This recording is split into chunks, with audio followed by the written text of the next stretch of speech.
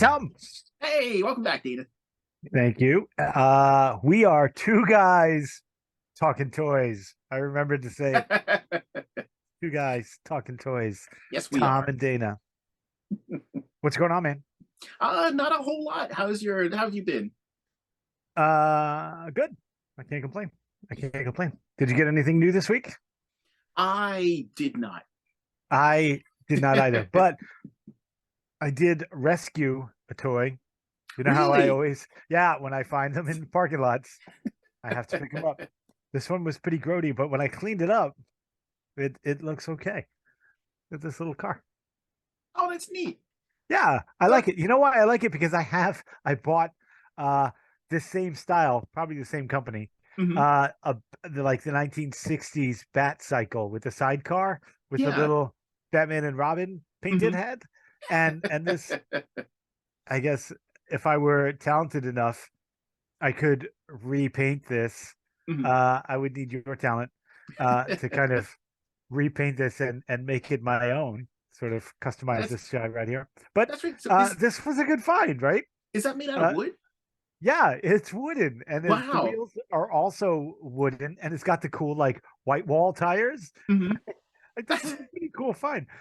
I find this one much cooler than the last one that I told you guys about, which is hold on, it's right over there. So the one that I found last time, I think it was what was it, episode two? Yeah. What I was talking about, it was this little Oh, the guy. little lion guy. Right. I found this in the Target parking lot.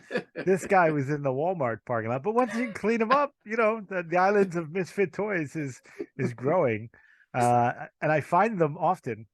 This makes me wonder if there are just random toys scattered apart about the parking lots that I'm also walking through, and I just ignore them, and they look on sad, and I keep walking back to my Yeah, car. I found little brats shoes. Like we talked about, it's Big Daddy Target coming out and smacking the hell out of little kids and making them drop their toys. But you know, that's what I do. I rescue toys. Some people rescue dogs and cats. That's expensive and smelly. I rescue toys. Do you have a bumper sticker on the back of your car with a little broken toy that says "Who rescued who"? Or or will break for toys. That's who rescued who. That's a good one since I usually collect superheroes, right? I have a cynical view of those bumper stickers. I'm like, you rescued that dog. That dog didn't Right. save you. Did that dog save you from a fire? I mean, Maybe you don't it know. if that is the case, then absolutely that dog rescued But you. anyway, let's But move on. We've wormholed away from even toys now. I don't. We are out of control. We shouldn't be allowed to do this, but luckily, no one can stop us because we live in the United States. So, uh, Tom, it's your turn to pick the topic. What are we discussing? so today we're talking about something that is, I mean, it's still pretty prolific within the toy community, but it was something that I know that I did a lot more of way back when toy lines were coming along. They would provide characters that you enjoy, that you like, particularly say like Marvel Legends, Transformers, especially Transformers for myself, where you would get a certain selection of characters, but then you would think, well, okay, it's great that I have, uh, let's say, it's great that we have Sideswipe. Are we going to get Sunstreaker? I don't know. So the only way to resolve that problem, if nothing had been announced, was to customize it. So today's Nice. topic is going to be customizing. And what? Like I wanted to paint this to look Yes, like the Riddler's maybe getaway vehicle for my. that would be great. Keep the circle, put a little question mark in it. So for any who might be unfamiliar, customizing is the act of taking, say, like an action figure, uh, getting maybe getting some paint, maybe getting some markers, but whatever it is you have handy, transforming an existing thing into another thing. And it can be a full-on overhaul. It can be something as simple as just repainting it. It can be as extensive as keeping the head and adding Sculpey and putty all over the rest of the body, completely changing it into what you want. I love that we could use baby sounding words like sculpty and putty Oh and yeah. scritches uh, in today's episode. So you are clearly very good at this because you've done a Oh, lot thank because you. you do 3D printing, like the whole nine yards. Like you're the real Mhm. deal. And to prove it to you, loyal listeners and watchers, uh, Tom has gifted me uh, a big boa classifieds, and I was luckily a member of the orchestra as the maestro conducted this. You'll notice the custom art here, like he did the box that way. um Talk So us this, through this, Tom. Like so, I know this was awesome yes, and appreciated. So uh I'm glad you liked it. So this was that was a lot of fun to put together. But before I get too into it, I need to thank. There's a gentleman online who does some incredible 3D printing stuff. His name is Don Man, DonMan. If you get a chance, any listeners, look up this fellow's stuff. It's ridiculous. yes, He does a shameless lot of plug again. We are good yes. for these as I Visit. drink my caffeine-free Diet Coke. You're welcome, Coke. We Uh, get no sponsorship from but them, but but look up this gentleman's stuff. He does a ton of kind of like customized, specified different types of heads, parts, pieces, bits, so that you can take your GI Joe classifieds, print out these. If you have a 3D printer at home, you can print these parts out, paint them up, stick them on your figure, and do with them as you please. So the big boa, Dana and I have been talking about how cool of a character Big Boa is. For people yep. who are unfamiliar, I believe it started off as GI Joe wanting, having already gotten Sergeant Slaughter involved in GI Joe. They were looking to get some other celebrities from known franchises Yeah, involved, they had like real tough Fridge guys. Perry, So, yeah, so they were looking to get Sylvester Stallone's Rocky character involved, weren't they? And then right? Yeah, something, because that makes perfect sense. Like yes, world absolutely. domination should be thwarted by the Italian stallion. I mean, they figured we've already got a guy who can sharpshoot with a bazooka. What we really need He can't read, is but he he can shoot. can, he can shoot it from whatever distance you need. Well, what's the Mm-hmm. best? What's the best way to complement that? Rocky Balboa. Why not? Mm-hmm. So I don't know the specifics behind what went wrong in the deal, but I guess things didn't work out. I don't know if they started working on the sculpt before things didn't Well, work not out. only that, but Remco had the Rocky line. Mm-hmm. I'm sure that had something to do with it.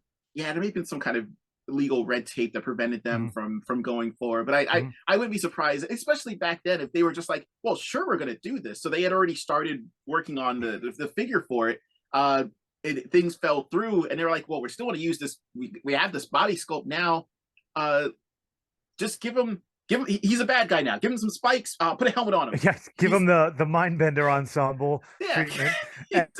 And I guess this is a reoccurring theme, Dr. Mindbender's thing, but that he's supposed to be like the Cobra trainer. So he's not supposed to go Yes. into battle, but who's going to look like that and not go? First off, he's got this huge like road warrior helmet.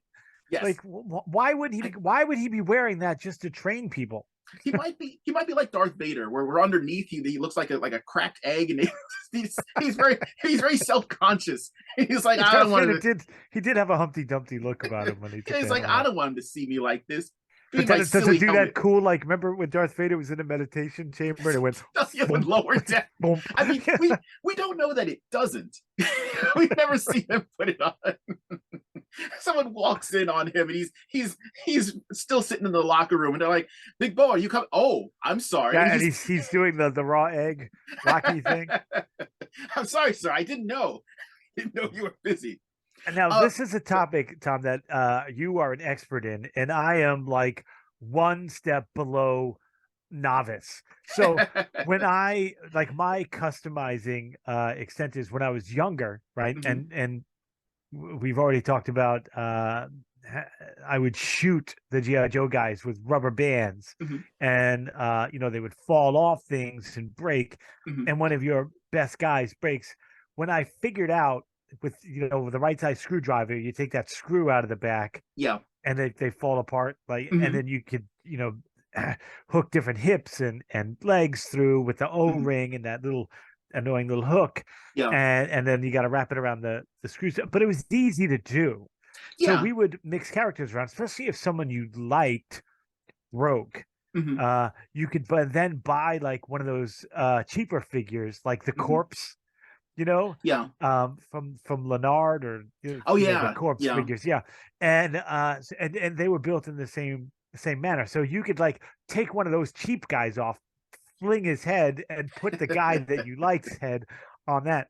Mhm. My younger brother was quite quite innovative in his characters that he would Mhm. develop. I also spoke about, we would read the file card as almost like a character description and then build on it from then. Yeah. But he would come up with the most ridiculous characters sometimes. They were so funny and memorable. But one of them was um, his Bats character. And I forget who programmed him in his story this way, Mhm. but Bats was programmed to be like a breakdance hip hop guy from the 80s. And his name was Funky Fresh Homeboy Bats, right? So, and he was kind of the leader of the other Bats. So he was But like every black character in the 80s. or in the Transformers movie. But anyway, uh he so he Funky Fresh Homeboy Bats was one Bats, and then another one he like broke, Mhm. and we had extra Sergeant Slaughter figures, but he liked the Bats so much that he took the head of the Bats and put it on a Sergeant Slaughter body. And Nice. right. So this was like a big Cobra guy Mhm. who decided he didn't like the way of Cobra anymore, following all the rules and Mhm. being, in a uniform all the time. Mhm. So he converted to be a Joe, and in that conversion, he had to take out a bats to get away, and as a trophy, took the bats Oh, there helmet you go. to wear, like, and his name was Cutthroat, Mhm. uh, and he was just an untrustworthy bully, a jerk, like everything you would expect a guy named Cutthroat to be. But Sergeant Slaughter body with the bat's head, and then we would always fix, if you would, Yeah. kind of like the neighbors in Toy Story would combine toys to make them work Mhm. better. Or so we would like fix or customize our Joes that way, but that Yeah. was about the extent of what I would do. Because, and we've had this discussion, I get ideas, but unlike you, I cannot break a perfectly good figure apart. I can't do it. You're I talking to a guy who picks up toys in the parking lot. Like I can't break a toy to make another toy. I just hope that somebody makes the toy I want. I think that so do you remember the article that came out not too long ago that was written by someone who clearly didn't want to write this article, but it talked about how what they then coined the term kidult, Right, adding yeah. actually being a more significant contributor to toy sales than was previously thought. And I'm sure that it's a Yep, contingent of yep, yep, people yep, yep. that kind of grew over the years. But I believe it's my personal belief that I'm sure that this data is correct, and there is X number of people who collectors who are contributing to toy sales. I have a stronger belief that about maybe 30%, 25 to 30% of that slice of the collective are customizers, because we will purchase multiple figures with the intention of cutting them up, chopping them apart, Ah, that hurts to repainting even them. hear. Oh, That hurts to yeah. even hear. It's But I have never seen such great custom artwork than when you and I went to Legion Con mhm, in New Jersey just a few months ago. mhm. It was so eye-opening to me in this world that you are, a great part of. Um, it was eye-opening to me, like walking around with you. I was like, "Oh my God!" And then you were like, "Ah, yeah, I do that all the time." It's But no, for me, don't portray me like a jerk. well, you're the one who said It's you were a psychopath. But it was interesting. It was nice to have you there because I'm like, oh man, like this is beautiful. And then you were actually being a great friend and instructor, and showing me like the different people who were selling 3D printed accessories, and then Mhm. how you could hand paint them, like the old Dungeons and Dragons stuff. You Yeah, got the, and you're very knowledgeable, and I enjoyed being there with you, sharing with me like what paints you would use, and how to get the flat look and this look, and there were a lot of amazing things there. yeah. Um, The customizing community is usually it's usually fantastic. I love going to, and you can find them on pretty much any place online that has a dedicated forum for insert whatever topic, whether it be He-Man, GI Joe, Transformers, now Mythic Legions, especially ones that kind of encourage it, and they have such a rich collection of either characters that you want to make, or kind of crossing over into fan art, people that have fan art of characters that they themselves have created. Like you said with your brother, who you just created this character, now had like a physical representation because you went out and you know it did whatever Mind mixing you, and I just matching. made him a cutthroat. I got a Mhm, Sergeant Slaughter, the mhm. classifieds, popped it off, Oh, put did the you? bats. Yeah, I put That's the fantastic. battle damaged bat's head on it because he had Uh-huh. to beat the bats to take the Uh-huh.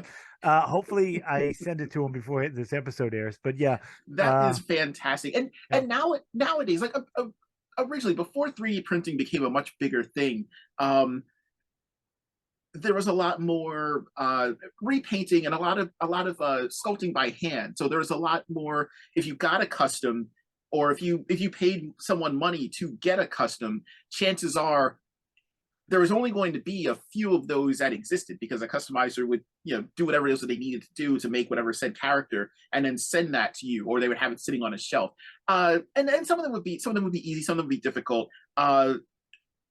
Now with 3D printing, it's almost like a whole new world, because it's a lot more accessible. There's a lot of people Right. who do a lot of the work that was keeping a lot of other people from jumping on board and customizing in the first place. But again, going back to And much more, like there are talented people doing a lot of cool things with 3D mhm. printing, and if you're one that can't afford or doesn't want to commit to a 3D printer until they're, you know, a little more streamlined, like these people can do anything.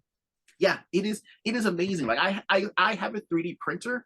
I have been trying to learn how to do the actual 3D sculpting process myself, and I am still working at it. I have a very long way to go before I can do anything cohesive. I'm hitting the point where I may think that I may fall in the area where I have more money than time to learn this. But there Mhm. are so many people that create incredible stuff and then are able to offer that. The big boa custom, all the gloves, the spike suit, the helmet, though the he has his punching bag, but it's behind the artwork. You can't see it. All that came from this gentleman, Don Man. He provides the files. You pay for them. They're very reasonably priced. He's constantly putting stuff on sale, and then you print it out on your printer, where you have a little bit of control over it, what size you want it to be, what color you want to print it in, and then I just painted it so that it would match. The base body for that is actually gung ho. Um, Mhm. you use alcohol to get rid of the tattoo on the chest.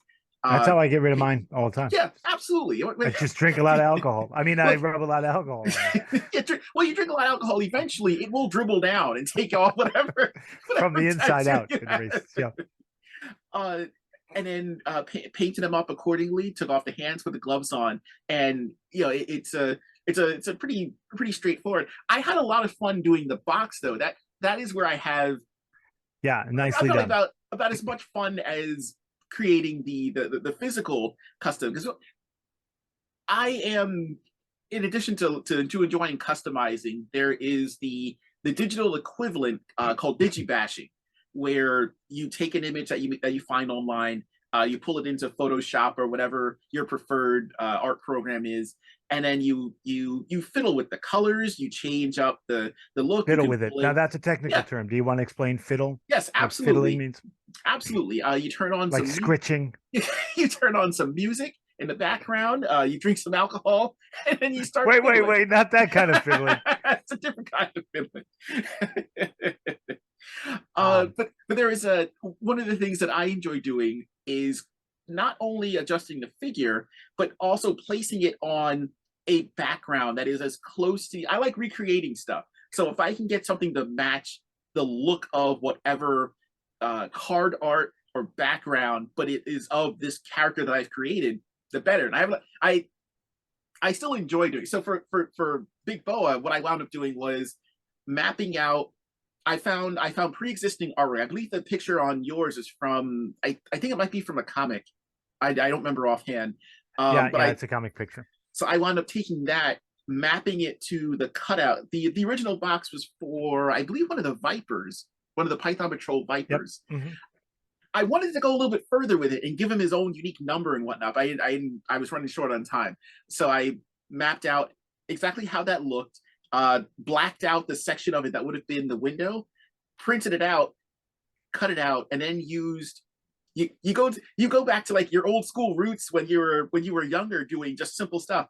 I got rubber cement and I did a dry mount, and that's where you take rubber cement, you brush it across whatever the surface is, you let it dry, you brush it across the surface of whatever it is you want to paste onto the back of it, let that also dry, and then you just lay it on top of each other. The bond that is formed, it's almost like you're not going to get it apart again. Dry mounting is fantastic. Um, but I like taking it as far as I possibly can to make it look like an official product, because that's to me that's half the fun. Once it's done, and if I can put it next to, like, if I could go to Target and bring that Barbosa and just put it on the store shelf and see if anyone noticed that it's a custom versus, oh my god, they're making Barbosa now. Like, I take personal pleasure out of that. Yeah. I The best part of all the work that I put into that was when I handed it to you and you were like, oh my god, they made Barbosa, and I was like, no, I made Barbosa. Yeah, yeah, I made Big Boa, and it was I'm yeah, sorry. I'm a sorry. Barbosa. Like, Why do I keep Pirates of the saying Caribbean, who's Barbosa? going here? Uh, so now that we know that how Tom fiddles and dry mounts, we could probably move on. You know what I was most impressed with about the Legion Con, Tom, is that all of those came from the Four Horsemen toys, and they were so appreciative of the people who were using their molds and their inspiration Mhm, to make these cool custom figures. Like, they had booths right next to them. Like, a mhm. majority of the show was not them, it Yeah. was the people doing the customs, and they appreciated them and they welcomed them Mhm. and encouraged them, and then a lot of times shared ideas and inspiration. Is that true? Yeah, there's it's a I mean, like artists from yeah, talking to each other. yeah, it's a very tight knit community, which is nice. So I think it's very hard to it's difficult to walk in and be rejected by it, if that makes sense. If you come in and you start I mean, customizing they let stuff, us in. yeah, they'll let anyone in, which is both encouraging and maybe a little sketchy. No, but they're very good about appreciating people who get their work, genuinely enjoy their work, and contribute credit to whoever it is that made it. Like, we didn't, as far as I know, I didn't see this at the show. Nobody was taking credit for someone else's artwork, and No, that's a big thing within the art community, within the customizer community. That you're if right. You're you, right, because there were people selling mhm, other people's things, and yes, generally there was a little like tent mhm, next to it designed by, and when yes, you'd ask, and every time I'd ask, I like this figure, mhm, what can we do, like, how much, and they would say, well, that's not mine, that yes, was designed by blah blah blah blah blah, mhm. and it'll And it cost you X amount of dollars. But yes, they were very forthcoming about what was, of course, then they would take the opportunity to say, that's not mine and it costs this, but look, mhm, this is mine and yeah. it costs this, which is what they should do. They should be proud of their work. Yeah, it's a very nice kind of like hand in glove operation where it's really cool to make a 3D printed, insert whatever. If you have like an anthro head that you want to put on your Mythic Legions character, that's really cool. And then if you're the creator of that print and you see someone else has put this amazing paint job on it, like that, that would make me feel good to know that this person not only liked what I did, but then added this, this extra layer to it and made it look Mhm. amazing. And they may have put colors on it that I never thought to put on there, or done a design that I never would have thought of. And they're very great about working together to give everyone the best experience and the best product possible. Yeah, I what's kind of interesting now, and I still enjoy customizing, but I don't do it as much anymore. Partly because a lot of my customs used to be Transformers. There'd be which is so, mind-boggling to me because they're so mechanical. mhm, So to take like this mechanical thing apart and take this mechanical thing apart mhm, and make them work together mhm. and then paint it and then make this whole other character is even more impressive to me than some other things. it's like, I think once you do a couple and you get kind of a handle on like what paint goes where, and the biggest issue that you run into is paint rub, the dreaded paint rub. If you on like joints or elbows or Right. any kind of surface area that you know is gonna, especially with A little Transformers. Vaseline takes care of that. It's, or future polish is fantastic for that. It creates a nice, Future yeah. polish. There Okay. there was a product that was Shameless plug. it was meant to for a defunct company that no longer exists. Future Polish was a cleaning product, and you would take it and you would mop the floors with it. And the big attraction to it was that once you put it on a surface, it would lay out perfectly even, and then it would Huh. harden that way. And it was. I have no clue how good it was on kitchen floors, but I know that if I painted a layer of It that, seems like it would build up after a while on the I mean, kitchen you would. floor. I mean, you would think. I don't know if they were. I don't know if they recommended that you use it often, but I Huh. know that if I got done painting something and I then Everybody wants a added a product coat, where they go, you should buy this. It's great. Don't use too much. just Just enough. use it once, throw it away. but but what if you put a layer of that on top of your paints? It seals it in like a really nice shell. And Huh. because of the Is it shiny, like glossy? it would depend on how much you put on there. You Hmm. could dilute it a little bit and then get like just a little bit of a sheen to it.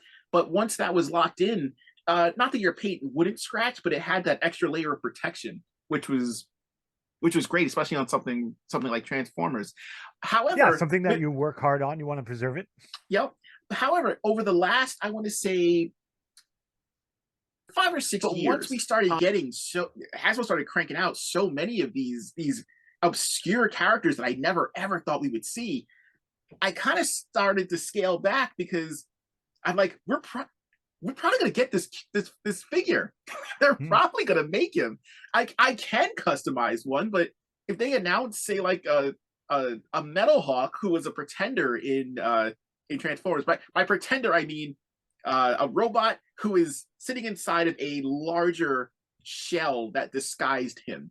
So So you a would robot in disguise, in disguise. also in disguise. Yes. So I could make a custom, but then they're going to make him in like the official line, and then it becomes a question of, well, do I want to make one now, and then the other one's good enough where I just don't need them on the shelf? Because that's what happens to a Mm. decent number of customs. I know for me, You if make I them, and then eventually they get made yes, by the toy company, and yep, then you're like, now I got this. yeah. What? So who would be the character in whatever realm you want to delve into? What is the character you've always wanted a toy of? You Mhm. don't have one, and you lay awake at night thinking, I could make this, and this is how I would do it. Like who is that character? Who would that be? You know what? Up until and this same thing has played out with the same thing that was going on with Transformers. Um, this same thing has kind of happened with Marvel Legends. I'll tell you, one of the things, guys, that I wanted more than anything else He's serious. He took off his headphone. was Morg, the Herald of Galactus. I loved this guy, and I thought about for years. For years, I was like, I'm gonna buy like a thing, or like get a Terax or something, and I'm gonna make Morg because he's the most awesome Herald ever, and no one will tell me anything otherwise. And then they included him in the Galactus HasLab. Right, the guy behind you there. So you Yep. had this. So, So rather than make it it's yourself, you just spent, a few four hundred $100 dollars, on Galactus. Yeah, and I bought two because I need two, just because. right. In case you want to Um, make but this, someone oh, else out of but Galactus. that's a tough question. So I think because so many characters that I have wanted have been created, the only other character that I can think of that has not appeared in plastic in an official form yet would be Slither from the Inhumanoids. Uh, I don't think a Right. lot of people remember off. A lot of people remember Inhumanoids, and they remember the big three. Remember Metlar, remember Decompose and Tendril. But according to the show, there were other Inhumanoids that existed. No one I shouldn't say no one remembers, but over the course of the show, they introduced a character called the Gargoyle, which was a creepy looking, one-eyed. It looked like a almost like if you took the head of an alligator and you gave it a cyclops eye, and then you sat it on top of like a rounded body with two stubby legs, and Sounds like a fever dream. it's really creepy looking. The center section of it is I mean, clearly toyetic in that the center section was just a giant clear orb. And the gimmick was that he could bite something off, swallow it, and the inside of that orb was its stomach.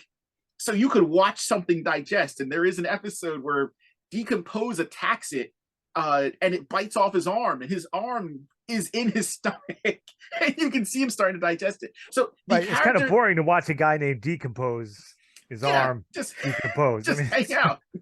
So there is a character that was introduced in Inhumanoids that had enslaved Metlar, who is the leader, and I was like, oh my god, who better than Metlar? You got to be a bad dude to do that. Yeah, apparently Slither was that dude. He was this really cool looking like bipedal snake creature. And they did this whole flashback to he had this chariot that he would sit on, and he would whip Metlar, who was attached to the chariot, to make him it was like a giant rickshaws. Yeah, you definitely have to be a bad dude to do that to Metlar. So this character, Metlar betrayed him. He sealed him away. Who's the villain in the Humanoid? Blackthorn. He was the evil businessman, because everyone in the 80s was an evil businessman. He wound up freeing him from his prison, and then it became this big thing with Slither against Metlar. And they never created a toy for Slither, which was such a shame. I lucked out years ago. We got 2 minutes left, so I'm going to try and make it quick. I spoke to one of the gentlemen that worked on the toy line. It worked on like the Inhumanoids property. This was years ago. I want to say in like early 2000s, and he was a little taken aback and surprised and amused by how much I knew about Humanoids and how many questions I had. I was like, oh my god, I love Slither. It's so obscure. It's like, like Humanoids and like Pirates of Dark Water, like those great cartoons that people seem to not remember much about them. But apparently there were plans, from what I was told, there were plans to make Slither and the Gargoyle into toys. I think you can actually find pictures of. I think they may have gotten to the prototype stage on the Gargoyle, nice. but it wound up never. It didn't work out. The line died, unfortunately. But Gem carried on for like 65 episodes. That's truly outrageous. So if I had to make a custom figure or charge you to make one for me because I stink at it, what would you get? It would be Roadblock with the whited out eyes and the Serpentine Cobra Commander around him. If the Hasbro team is listening in our final seconds, if you are listening to us, please make Roadblock with was a man's Cobra Commander. Yeah. Please make this. Make him bendy. Make him wrap around Roadblock. You can get a hold of us at yes, good. 2 Guys Talking Toys on Twitter. The number 2 No G and Talkin. Gmail also the same thing. 2 Guys Talking Toys. The number 2 No G after the Talkin. Get in touch with us. Make that figure Hasbro. Yes, please. Loyal listeners and watchers, thank you for tuning in.